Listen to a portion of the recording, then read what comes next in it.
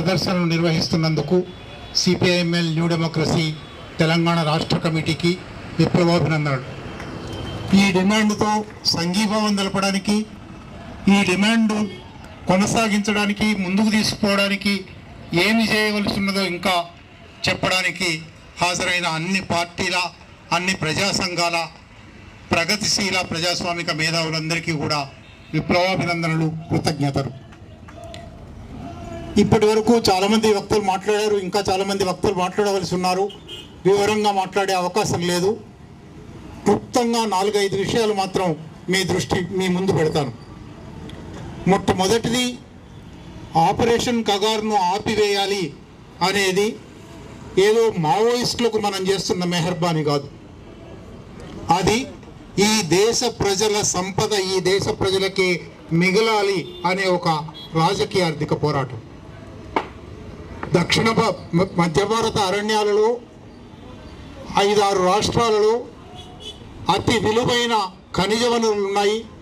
ఈ ఖనిజ వనరులను దేశాల సంపన్నులకు, కార్పొరేట్లకు, బహుళజాతి సంస్థలకు అందించడానికి భారత ప్రభుత్వం 2004 నుంచి పనిగట్టుకొని వందలాది మెమోరాండం ఆఫ్ అండర్స్టాండింగ్స్ సంతకాలు చేసింది.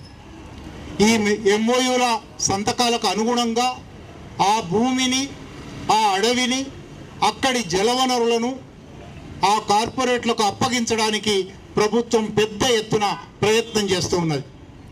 ఈ జల్ జంగల్ జమీన్ మావి, ఈ జల్ జంగల్ జమీన్ ఈ దేశ ప్రజలవి. ఇది వారసత్వ సంపద. ఇది ఈ దేశ ప్రజలకు చెందాలి తప్ప 5 ఏళ్ల కోసం వచ్చిన ప్రభుత్వం విదేశాలకు, కార్పొరేట్లకు అమ్మి సొమ్ము చేసుకొని దాని నుంచి ముడుపులు పొందడానికి కాదు అని ప్రధానమైన డిమాండ్. ఈ డిమాండ్ను అడ్డగించడానికి, ఆదివాసులను భయభీతావహంలో ముంచి అక్కడి నుంచి వెళ్ళగొట్టి ఆ అడవిని ఆక్రమించడానికి భారత ప్రభుత్వం, ఛత్తీస్గఢ్ ప్రభుత్వం ప్రయత్నం చేస్తూ ఉన్నాయి. ఇందులో భాగమే 2004లో 2005లో సల్వా జుడుం అని ప్రారంభించారు. నిజానికి ఇవాళ ఆపరేషన్ కగారు గురించి మాట్లాడుతున్నామంటే ఆపరేషన్ కగారుకు ముందు రూపాలు చాలా ఉన్నాయి. 1992-93లోనే జన్ జాగరణ అభియాన్ పేరుతో అక్కడి ఆదివాసులను భయభ్రాంతులను చేయడానికి, ఆదివాసుల పక్షాన నిలబడిన మావోయిస్టులను నిర్మూలించడానికి ఒక ప్రయత్నం అప్పటి కాంగ్రెస్ ప్రభుత్వమే ప్రారంభించింది. ఆ ప్రయత్నం కొనసాగి 2004 నాటికి చిదంబరం హోంమంత్రిగా, మన్మోహన్ సింగ్ ప్రధానమంత్రిగా ఉన్న ప్రభుత్వం, ఛత్తీస్గఢ్లో కూడా బీజేపీ ప్రభుత్వం, రమణ్ సింగ్ ప్రభుత్వం ఏర్పడింది. సల్వా జుడుం అనే ఒక ఆదివాసుల మధ్య అంతర్యుద్ధం సృష్టించడానికి, ఆదివాసుల్లోనే చీలిక దేవడానికి, ఆదివాసుల్లోనే లంపెన్గా తిరిగే యువకులను, చిల్లరిగా తిరిగే యువకులను సేకరించి వాళ్ళ చేతికి తుపాకులు ఇచ్చి గూడాలను తగలబెట్టండి, మీ ఆదివాసీ స్త్రీలను చెరచండి, మీ ఆదివాసులను వాళ్ళ గూడాల నుంచి వెళ్ళగొట్టండి అని ఒక పెద్ద క్యాంపెయిన్ నడిపారు. 5 లక్షల మంది ఆదివాసులు నిర్వాసితులయ్యారు. అందులో 3 లక్షల మంది గోదావరి దాటి వచ్చి మన ఖమ్మం, కరీంనగర్ జిల్లాల్లో, ఖమ్మం, వరంగల్, కరీంనగర్ జిల్లాల్లో స్థిరపడ్డారు. ఈ సల్వా జుడుం చట్ట వ్యతిరేకమైన చర్య. ఏ విద్య లేని, ఏ శిక్షణ లేని యువకులకు స్పెషల్ పోలీస్ ఆఫీసర్ అనే ఒక ముద్ర కొట్టి చేతికి తుపాకిచ్చి నువ్వేమైనా చేయొచ్చు అని చెప్పడం అనేది చట్ట వ్యతిరేక చర్య. ఇది కూడదు, దీన్ని వెంటనే రద్దు చేయాలి అని 2011లో సుప్రీంకోర్టు తీర్పు ఇచ్చింది. ఇవాళకి సుప్రీంకోర్టు తీర్పును బయటి ప్రజలైతే చాలా గౌరవించాలంటారు కదా, అదేదో అత్యున్నత సర్వోన్నత న్యాయస్థానం అంటారు కదా. భారత ప్రభుత్వము, ఛత్తీస్గఢ్ ప్రభుత్వము ఏ సల్వా జుడుంను రద్దు చేయాలని సుప్రీంకోర్టు తీర్పు చెప్పిందో ఆ సల్వా జుడుంలో ఉన్న వాళ్ళందరినీ డిస్ట్రిక్ట్ రిజర్వ్ గార్డ్ అనే కొత్త పేరు పెట్టి ఇవాళ వాళ్లను అర్ధ సైనిక బలగాలుగా, పోలీస్ బలగాలుగా అక్కడ దించింది. ఆపరేషన్ గ్రీన్ హంట్ సల్వా జుడుం అయిపోయిన తర్వాత ఆపరేషన్ గ్రీన్ హంట్ అనే మరొక దాడి మొదలుపెట్టారు. ఆ దాడి కింద కూడా డజన్ల కొద్దీ ఎన్కౌంటర్లు జరిగాయి, వందలాది మందిని హత్యలు చేశారు. ప్రపంచవ్యాప్తంగా ఆపరేషన్ గ్రీన్ హంట్కు వ్యతిరేకత వచ్చింది. అందువల్ల ఆపరేషన్ గ్రీన్ హంట్ను పేరు మార్చి ఈలోగా నరేంద్ర మోడీ, అమిత్ షా ప్రభుత్వం వచ్చింది. ఆపరేషన్ ప్రహార్ అన్నారు. ఆపరేషన్ ప్రహార్ ఓడిపోయింది. ఆపరేషన్ సమాధాన్ అన్నారు. ఆపరేషన్ సమాధాన్ ఓడిపోయింది. 2022లో రాష్ట్రాల హోంమంత్రుల సమావేశం హర్యానాలోని సూరజ్ కుండ్లో జరిగినప్పుడు ఆ సూరజ్ కుండ్ సమావేశంలో ప్రధాని హోంమంత్రి ఇద్దరు బందూక్ వాలీ నక్సల్స్ మీద మాత్రమే కాదు, కలం వాలీ నక్సల్స్ మీద కూడా దాడి చేయాలి. ఆపరేషన్ సూరజ్ కుండ్లో ఒక ఆపరేషన్ కగార్ అంటే అంతిమ యుద్ధం జరపాలి అనే ఒక ఆలోచన ప్రారంభమైంది. సూరజ్ కుండ్ వ్యూహం ప్రకారమే 2022లోనే మొదటిసారి 2024 ఎన్నికలకు ముందే మావోయిస్టు రహిత భారతదేశం చేస్తాము అని అమిత్ షా అన్నాడు. 2024 ఎన్నికలు వచ్చాయి, అయిపోయాయి. ఈలోగా 2023 డిసెంబర్లో ఆయన స్వయంగా రాంచీలో ఒక బిఎస్ఎఫ్ సమావేశంలో మాట్లాడుతూ ఈ జనవరి 1 నుంచి ఆపరేషన్ కగార్ ప్రారంభిస్తాము అన్నాడు.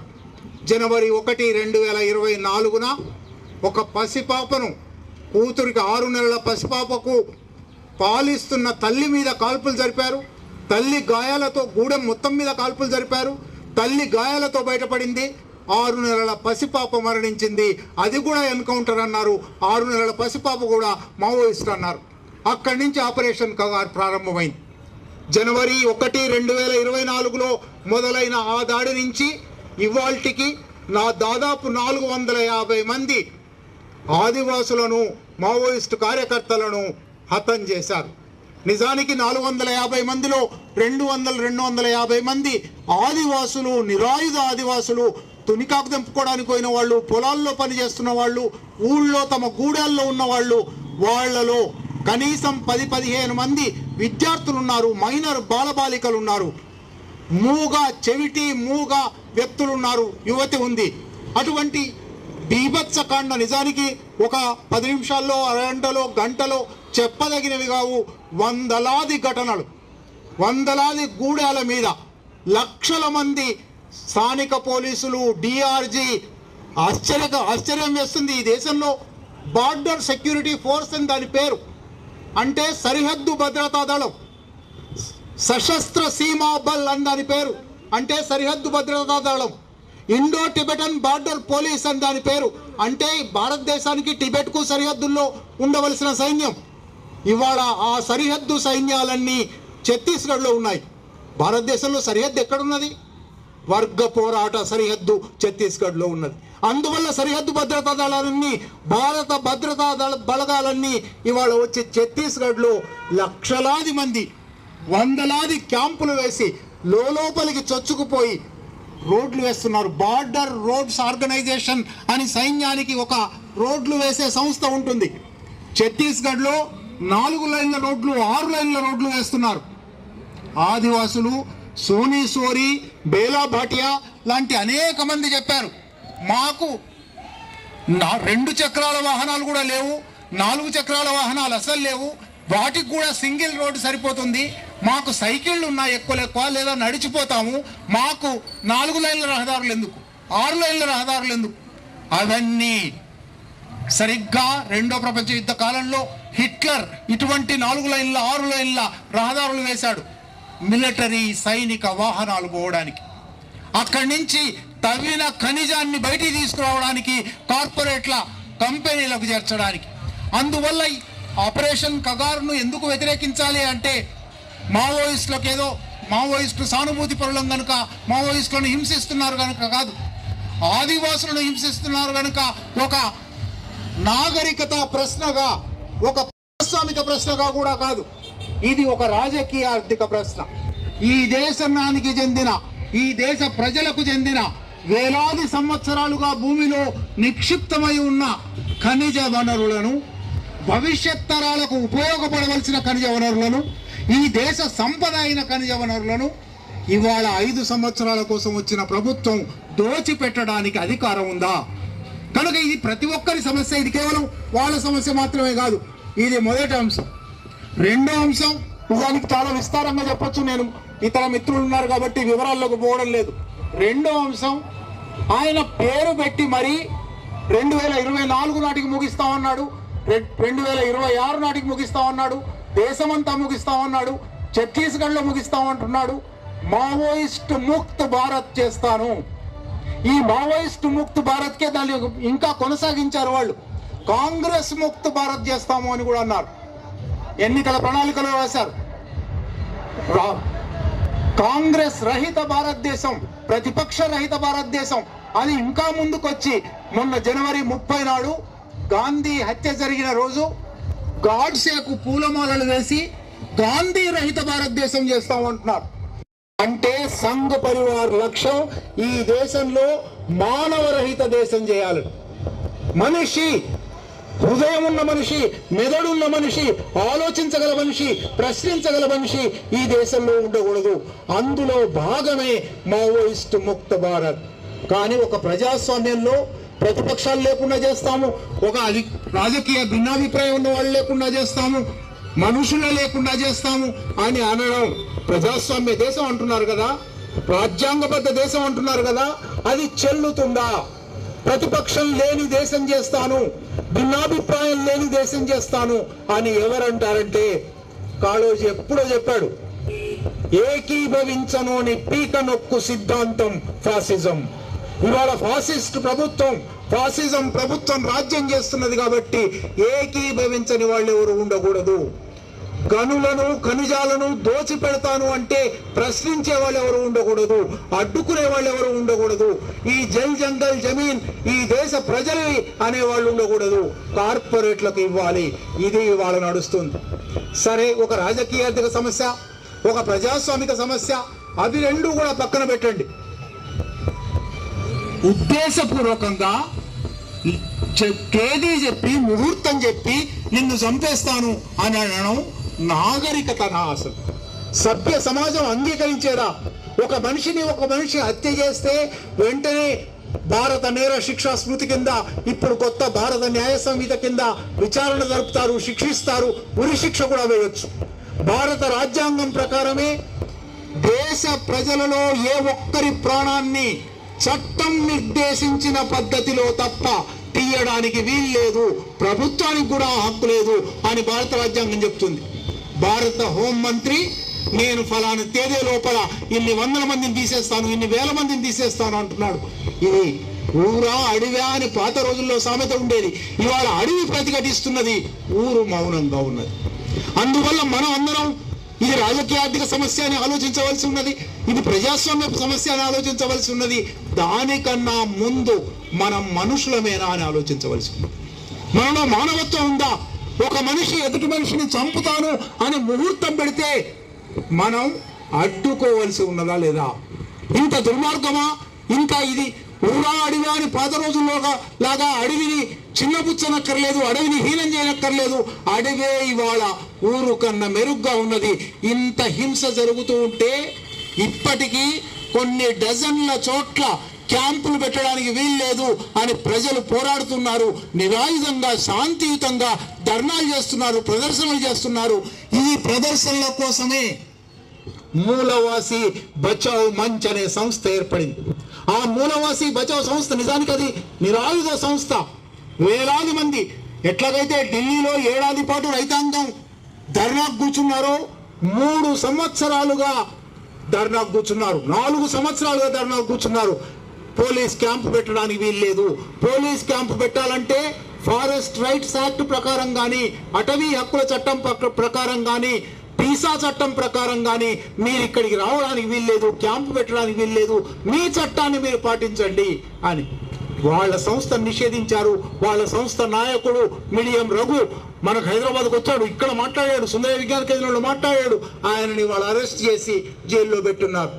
అంటే మన కళ్ళ ముందర మన పొరుగు రాష్ట్రంలో మానవ హననం జరుగుతూ ఉన్నది, ప్రజాస్వామ్య హననం జరుగుతూ ఉన్నది, ఈ దేశ సంపద హననం జరుగుతూ ఉన్నది, నాగరికత హననం జరుగుతూ ఉన్నది, మానవత్వం హననం జరుగుతూ ఉన్నది. చూస్తూ ఊరుకుందామా? మాట్లాడవలసిన కనీస బాధ్యత మనకున్నదా లేదా? ఇది ఇవాళ ప్రశ్న. కొందరు మిత్రులు మావోయిస్ట్ పార్టీ ఏం చేయాలి, మావోయిస్ట్ పార్టీ ఏం చేస్తున్నది అని కూడా మాట్లాడారు. మాట్లాడడానికి వాళ్ళకు పూర్తి హక్కు ఉన్నది. కానీ ఇవాళ ప్రజా ఉద్యమానికి శుద్ధులు చెప్పే సందర్భం కాదు. ప్రభుత్వానికి నీ రాజ్యాంగం నువ్వు పాటించు, నీ చట్టాలు నువ్వు పాటించు, అది మాట్లాడకుండా అది నంగిగా మాట్లాడి ప్రజా ఉద్యమానికి శుద్ధులు చెప్పడానికి మనం పూనుకుంటే ఇవాల్టి సందర్భం చరిత్ర మనను క్షమించదు. ప్రభుత్వం సరిగ్గా హిట్లర్ నాడు ఇట్లాగే జరిగింది. హిట్లర్ ఊచకోతలకు వస్తూ ఉంటే హిట్లర్ను వ్యతిరేకించవలసిన శక్తులు మౌనంగా ఉండిపోయాయి. వాళ్ళలో వాళ్ళు కాట్లాడుకున్నారు. వాళ్ళలో వాళ్ళు కాట్లాటల్లో హిట్లర్కు అవకాశం ఇచ్చారు. చరిత్రలో రికార్డ్ అయింది. హిట్లర్ అంత దుర్మార్గంగా ముందరికి సాగడానికి అనేక మంది ప్రజా ఉద్యమకారుల తమలో తామ చీలికలు, తమలో తమ కాట్లాటలు, తమ మౌనం మాత్రమే కారణం అని చరిత్ర రికార్డు చేసింది. మన గురించి కూడా రేపు చరిత్ర అట్లా రికార్డు చేస్తుందా? మనం మాట్లాడతామా? మాట్లాడవలసిన సందర్భంలో తప్పకుండా మీరు ఒక ఉద్యమం గురించి, అది ఏ ఉద్యమమైనా కావచ్చు, ఒక ఉద్యమం గురించి మీరు లేవనెత్తిన సమస్యలన్నీ చర్చించవలసినవే, ఆలోచించవలసినవే. కానీ వేదిక ఏమిటి, సందర్భం ఏమిటి? ఇవాళ 14 నెలల్లో 450 మంది ఊచకోత జరిగితే ఊచకోతకు గురవుతున్న వాళ్ళు మీ సిద్ధాంతం బాగులేదు, మీ పద్ధతి బాగులేదు, ఊచకోతకు గురవుతున్నారు వాళ్ళు. ఊచకోతకు గురయ్యేటప్పుడు ఏం మాట్లాడతావు అనేది ప్రశ్న. ఆ మాట్లాడవలసిన అవసరాన్ని గుర్తించినందుకు సిపిఎంఎల్ న్యూ డెమోక్రసీకి విప్లవాభినందనలు తెలియజేస్తున్నా. ఆ మాట్లాడవలసిన అవసరాన్ని తాను గుర్తించడం మాత్రమే కాదు, అటువంటి సంఘీభావ ప్రకటన ఉద్యమకారులకు, ప్రతిఘటన ఉద్యమకారులకు సంఘీభావ ప్రకటన తెలపాలి. ప్రభుత్వానికి దాని బాధ్యతలు గుర్తింపజేయాలి. చాలా మామూలు విషయం చెప్తారు, పవర్ వితౌట్ రెస్పాన్సిబిలిటీ ఉండకూడదు.